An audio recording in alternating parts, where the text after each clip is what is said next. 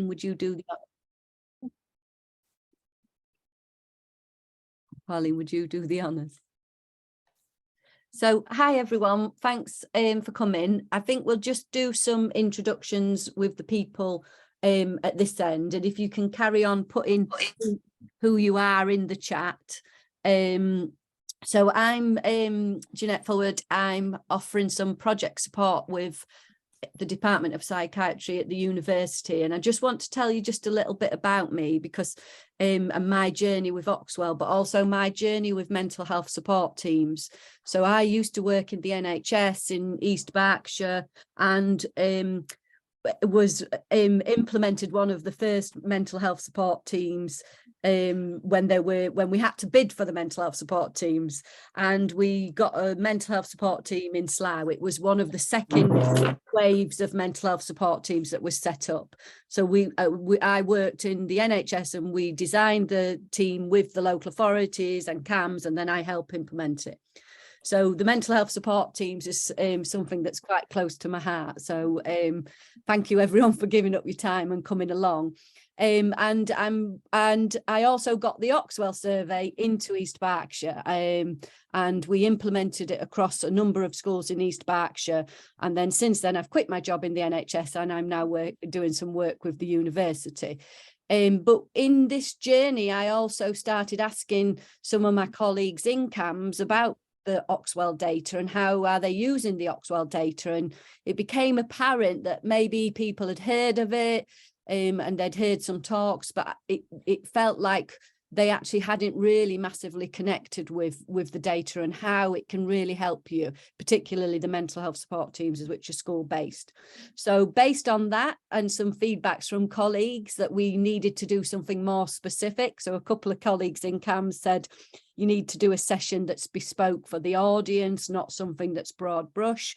I linked with a couple of colleagues in Buckinghamshire CAMS, which is linked to Oxford Health, and they helped us think about what we would put together in this session.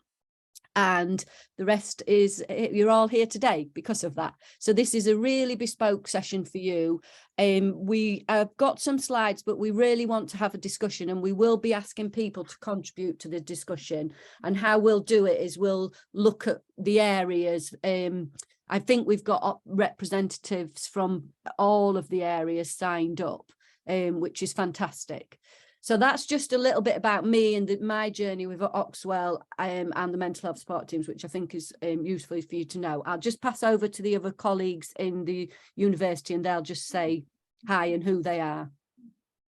If we can go to Mina. So I'll start. So I'm Mina Fazal. I'm a professor of adolescent psychiatry at the University of Oxford, and also a child and adolescent psychiatrist working at OUH and the Children's Hospital. And I've been running the survey for the last few years. So Priyanka, do you want to go next, and then Gabby? Yeah. Hi everyone. I'm Priyanka. I'm the project manager and a postdoctoral researcher on OxWell, working at the university with Mina. Hi everyone, I'm Gabby Illingworth, and I'm a postdoctoral researcher too, and I am working at the university, and I have a particular role with OxWell, helping schools and teams in East Berkshire to access the data and understand the data. And what will be great as well, I know that I think most of you put in your the areas you're from and your titles, but it would be great if you could also put in the chat how much you know about OxWell at the moment. So going from say 1 to 10, where 1 is you've heard of it, but that's all that you know about OxWell at the moment, right up until 10, where you've maybe accessed the data and are using it in schools at the moment. So that would be really great to hear that. Thanks. Thank you. And Pauline, do you want to say hi? Yes, hi everybody. My name is Pauline Foster. I'm Managing Director of Foster & Brown Research. So we're the company that is the technology behind the survey. And I'll be talking to you today about how you'll be accessing the data once we've run this survey early next year. Fabulous. I'm laughing, there's lots of ones. Oh, there's an 8, that's good. Next slide, please, Pauline. So what we're going to cover, we're going to cover a brief overview of OxWell, but it's going to be brief, and we'll signpost you to some other resources, because you've probably got loads of questions about how it works in your school, who gets what about parents' consent, what about ethics. All those questions are answered elsewhere. So we're not going to go into the ins and outs, because that's not bespoke to you. What we want to do is really make this about your work in the schools. So we are going to show some overview of the questions and how you access the data. But we are going to, you do this in the context of your world, not because the survey is broad. We're then going to use a school-based scenario, and we've made up an example. And we're going to tell you, if this was our school and we were the mental health support team, what we might do to respond to the situation. And then we're going to get you to have a little bit of a discussion and a reflection. And then we are going to cover a little bit about getting your education settings on board and how you can stay in touch with us. So next slide, please. So hopefully you all know that it's a large scale survey, and it's about the well-being of young people. So it's not just a mental health survey, and Priyanka and Meena are going to talk a little bit about the questions. The survey is for on there, we've got age 9 to 18 years old, and there's a number of areas that take place. The people on the call are so Liverpool, Bucks, Berkshire, Oxfordshire, and we're looking at extending into a couple of London areas as well. The way the survey works, it's a collaboration between young people, schools, the local authority and the NHS, led by the research team. So the survey happens in school time. The next survey is, the window is February 21st of February to the 21st of March next year. So that's the window. The results will then be out in June. And how it works is students do the survey in schools. There's a whole load of resources that the schools get to help do the survey. And the data is available at an area level, but also a school level. So for example, in Slough, you can look at the data for Slough, but also it's available at a school level. So which is what we're going to talk about with you guys, because that's what we think you'll be interested in. So that's a very brief, quick summary about OxWell, because we want to get onto the meaty detail. Pass over to Priyanka. Yeah, and this is just a bit of an overview of some of the questions that we are going to be asking in 2023. So we really touch on a number of different areas, and we have a bunch of sort of demographic questionnaires where we're looking at, now we're looking at ethnicity, sort of care and foster status, neurodivergence, special education needs. We also look at we're also asking some sort of questions that are more currently applicable. So we're looking at poverty, substance use, diet, violence and aggression. And then we have sort of different areas, particularly some validated questionnaires that we're using in the mental health and wellbeing sphere. So we're looking at a number of questionnaires that are here on the right. We also have a big section on gaming and online behavior, so social media, the sharing of images, and also online self-harm content.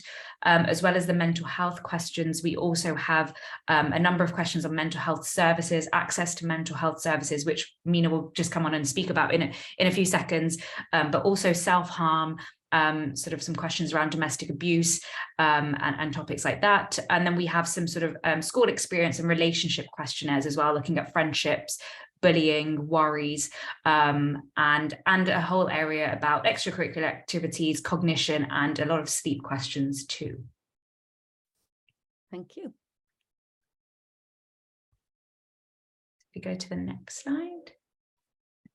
So I'm really interested in kind of using the survey for us to better understand what kind of supports young people want for their mental health needs, and then the supports we give, whether they find it acceptable. So we thought we'd just give you a bit of an example of some of the questions and the response options that the young people have that we'll be asking in 2023. And we're hoping that actually you'll find this quite useful, so that actually once we've collected this data, this is the type of stuff that I think will be very interesting to you. So we asked, for example, do you think you've had a mental health problem that's affected your daily life? So they can answer that.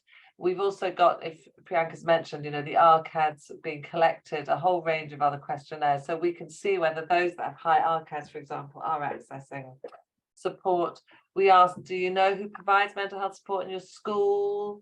And then, is it easy to access it? And then we also ask who provides it, and they can tick more than one box. So in that, we've put the EMHPs in there, but a whole range of other options too.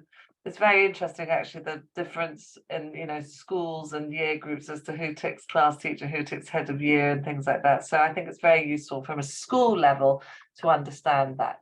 And then there are a couple more slides just about other questions we ask.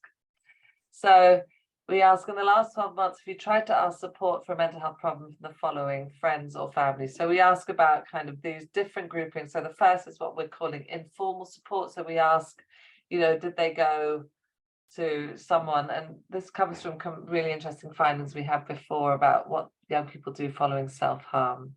And then if they tick they've had that support, we ask when you got it and whether it was helpful. So with all of these categories, so we ask about informal support, formal support, and others, what we're learning is actually, although it might be offered, was it then helpful? So then there's one other group, the next slide. Pauline. So we ask again, in the last 12 months, have you tried to ask support for a mental health problem from the following school services? So, you know, we've put EMHPs within that, another adult at school, peer mentor at school, other, none of these. So hopefully this will be really useful, again, to learn at the school level, whether young people actually, you know, and it'd be interesting for us to know if you think, when a young person is seeing you, whether actually they know that you're called an EMHP or what box they tick. And then again, the same categories, are you currently being offered it previously, and was it helpful or not? And then the last one, Pauline. Then we also ask about support from the GP or CAMS or the social workers, etc. A telephone, text helpline, a website or online forum, because actually our previous data shows they don't find some of these that helpful at all. So again, just asking all of that. And then we ask, which I suppose is just really important, isn't it? Is there any support you would have liked to have accessed, or people you wish you could have talked to? And they can tick as many as might be relevant. So again, we can look at this at a school level, at a county level, at a national level. So you know, 30,000 young people answered this questionnaire in 2021. We think it'll be a lot higher this year because of all the complexities of collecting data in the lockdown. So hopefully this will be really useful. So if you're an EHCP working in like 3 schools and those schools participate in OxWell, so that's the schools, although it's kind of covered by the local authority, the schools still have to opt into getting it. And that's probably a useful discussion you can have with the schools you work in to check that they've kind of want to be part of OxWell. If they need more information, we can on the website there's quite a lot, but we can also help with that, so that we can really start to learn, like at this school actually a lot of people are saying they want X or Y. Next slide, Pauline. Oh, sorry, the one before. So then we ask kind of, is there anything that prevented you from accessing the support? So again, really trying to unpick the barriers, so really useful categories there. But yeah, I'll just give you a moment to glance at. So again, just to help us target those. And then the next slide, Pauline. And then we've added this question as well this year, which is, where would you prefer to access mental health support? At school, at a hospital? Again, they can tick all that apply. So we really learn about how to cater it. So all this data is going to be collected, and we think will be really, really interesting, not only to us, but hopefully also to you. So that's all from me. Hi, so this is just a quick slide on Load Seeker, which is our data forum. It's a website, and it allows you to access the data and visualize the data with some very simple statistics, and most importantly, it generates lots of reports that hopefully will be relevant to you. These reports that we do for a number of different people. what we'd like to do is work with the mental health support teams to craft your own reports. So around questions that are particularly of interest to you, will be useful for your job. And then that will sit on LoadSeeker, and you can just simply press a button and generate either a thumbnail report, so a quick 1-2-page report for your school, or a much more detailed report with all the breakdown of the information on there. So we'll be working with you later in the year to do this. Access to LoadSeeker, you will have to get permission from your schools, but we can arrange that, and you can have multi-access to a number, if you've got several schools that you're dealing with to all of those schools. And then your data will be compared to, the school data will be compared to other similar schools, so secondary phase to secondary phase within your area. So you can look at your local authority average results, as well as the total OxWell results across the country. Sorry, I'm having trouble with this mouse today. So this is just some screenshots of some of the reports. So we've got, this is a thumbnail report, which is the 1 or 2 pages I was talking about, and it gives you an idea of where the school lies. The school is a circle, and the black diamond is the overall data, and then some simple statistics there, the breakdown of the data. This is a RAG rating report, which will be for the school experience. So we use, you probably are familiar with this, red, amber, green, where red is in the bottom quartile, so the school's performing worse than average. Green is in the top quartile, where it's performing better, and amber is in the middle. So this is back to Jeanette, I think. Thank you. So I think, just to reiterate, the offer is there that we will write a report bespoke for you. So we've written some report for schools, but what we'd love to do is work with a number of you, because you need to, there's over hundreds of questions, and it's quite subjective for us to pull out the ones you may be interested in. So if a few of you want to volunteer your time, then we'd be happy to work with you to put that report together. And it's a fairly quick process. Yes, yeah. But you can get access to all the data. But what we're finding is that people are a bit overwhelmed when they go on LoadSeeker and see lots and lots of data, whereas if they press a button and it generates a report. So what we want to do is see how this can actually help you with in your schools. So the data can help you understand the need, plan your interventions, support a whole school approach, and provide a wider narrative. And what we mean by that is, what we found from the last survey is some of the things that are coming up as concerns, the answers to the concerns are not in the mental health support services. They're in the community, either the school community or the wider community. So it kind of gives you a wider narrative to help kind of understand what you're there to do, and maybe what others need to do, because sometimes I think people think the mental health services can fix everything, so it gives you that narrative. So the next slide, please. So this is our imaginary school. So we've made this up, but I've made it up based on some of the things that we were finding nationally. So in this school, there is a mental health support team. In our mental health support team, we have education mental health practitioners, we have a youth worker, and we have an assistant psychologist, and then we've got some band 6, band 7 and team leads. They're not all in this one school, but that's the team that's sort of covering this school, belongs to that team. So in this school, we've identified from the data there's an issue with loneliness, and it's higher for the younger age range. We also were a bit worried about sleep. 1 in 3 are saying they're often too worried to sleep. Again, it's the higher years. The feedback on the, young people identifying with their school community was really low, and that's a concern to us. I've looked at the self-harm data, and we're really concerned about the numbers that are reporting to have self-harmed in the last month.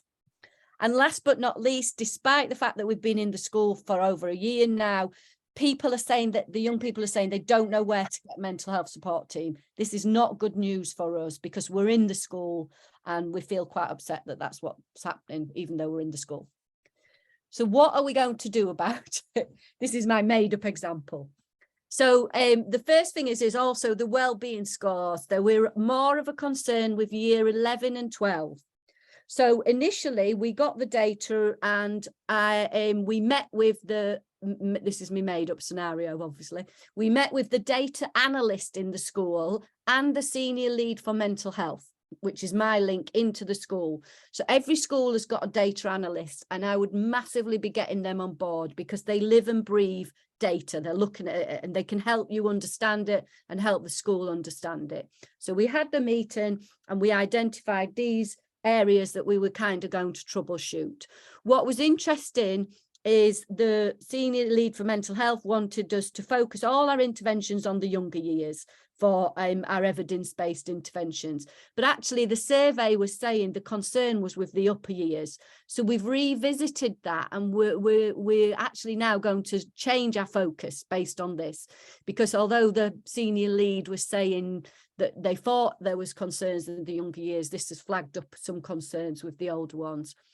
We're also going to pull together all the other organisations in the school. So we've tripping up over each other. There's a counsellor, there's an educational psychologist, there's a school nurse.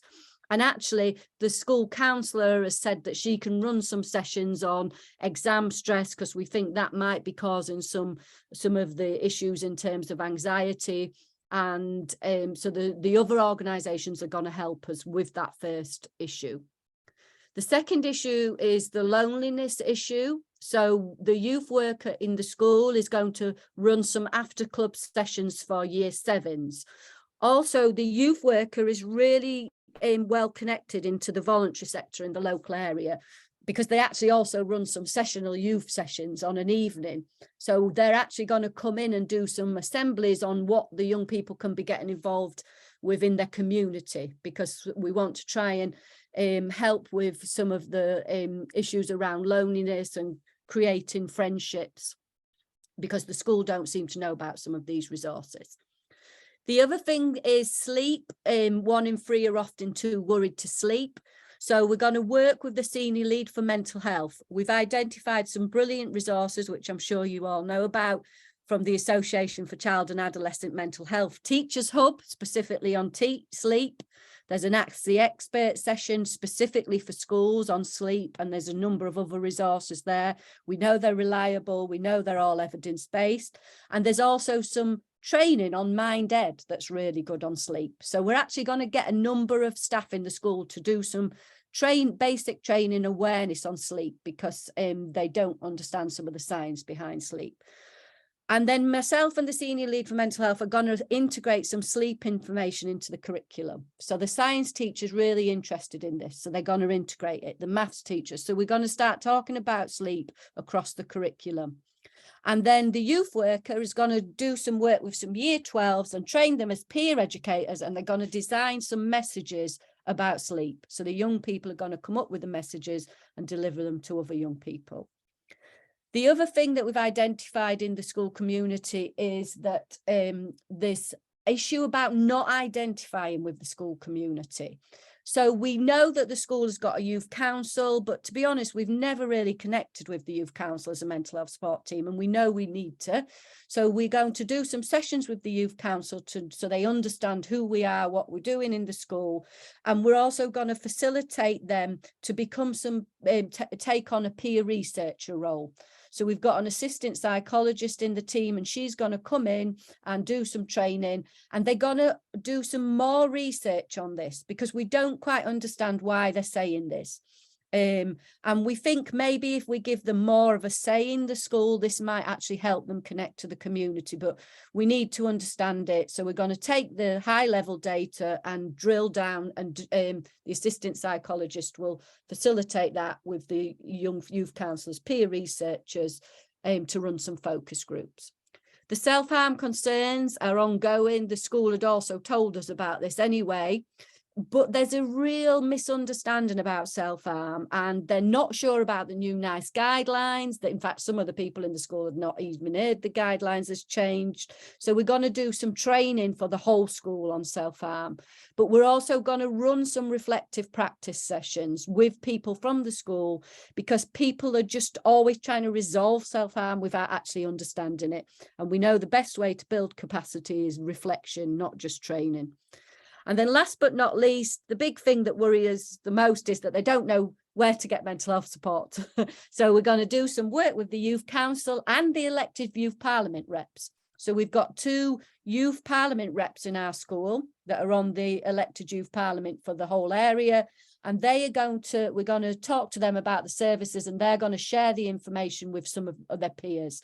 We're going to work with the senior lead for mental health to come up with a comms plan about how we're going to make sure that everybody in that school knows where to go for help, whether that's the teaching staff, the receptionists, or the young people, the governors, the parents and carers, everyone.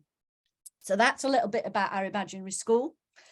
So we're just going to stop and pause, and then we'll come back to the slides, because what we want to do is do you want to take it down, Pauline? We just want to kind of go hear a little bit from you, because you might say we haven't got resource to do all those things. We're not saying that you have. We just want to try and get you thinking about how the data can help in practice. So, we're back recording. So hopefully we've covered how we think the data can help you in your practice. What we have got is a massive ask on how you can help us. So you are so well placed to talk to the school about getting them on board. So the information's gone into schools predominantly through the local authorities, but different people commission this in different areas. So in some areas it's the NHS, in some areas it's public health, in some areas it's the local authority. So by the time it hits schools, it's at different points, etc. So you're all in the schools, and what we would ask is that you help us to communicate about OxWell. There's a number of resources that we can give you, so you don't have to start explaining it. We'll attach some of the information on when we send out the slides, but there's lots of information on the website. So there's information that you can download and share with the schools to say, have you seen this? Did you know about it? Don't be surprised if your school may say no. Don't assume that the school will. If you want us to help come and talk to a group of schools, we can help you. So get in touch and use us, because if there's things that we can help you to get the schools on board, then we're willing to do that. But you've got the perfect relationship often with the school, and there's loads of assets there that you can use to talk to the school. And if, like I say, if we can help, then let us know. So our ask is that you think about all of your schools and start communicating with them, and we'll give you some resources to send into the schools. We can also report back on which schools have signed up to the areas. So if people are like, well, how do I know if my school signed up? We will share with you where we're sharing the information. So we've got a list of schools that have signed up, and we're actually going to mark all the schools that have got mental health support teams, so we can then identify if a school's not signed up, if it's got a mental health support teams. So there's things that we can do to help you get the schools on board. And then just coming back to that last point, the point earlier about if you want us to write a bespoke report for the mental health support teams, if anyone thinks that's a good idea, it will massively connect you to the data. You're going to have to give a bit of time to work with us, but it'll connect you to the data, and then the output will be used across all the mental health support teams. So it'll literally mean on load seeker, you press a button and it spits out a report. And then last slide, Priyanka, do you just want to say a little bit? Yep. And there are many ways that you can keep in touch with what's going on for OxWell and OxWell 2023. We have a new revamped website where what Jeanette just showed us. So there's a page on resources, which is really, really useful. Please go and have a look. Also, there is a sign up there for our newsletter where we can keep you up to date as well. So definitely do go along there and sign up to the newsletter. And we also have our Twitter and Instagram and LinkedIn pages, which we're always keeping up to date. And we have some nice results coming up there as well. And of course, you can always email us for our, on our OxWell email address, and one of us will get back to you very quickly, hopefully. So yeah, please do keep in touch and email us as well. Thank you. And I think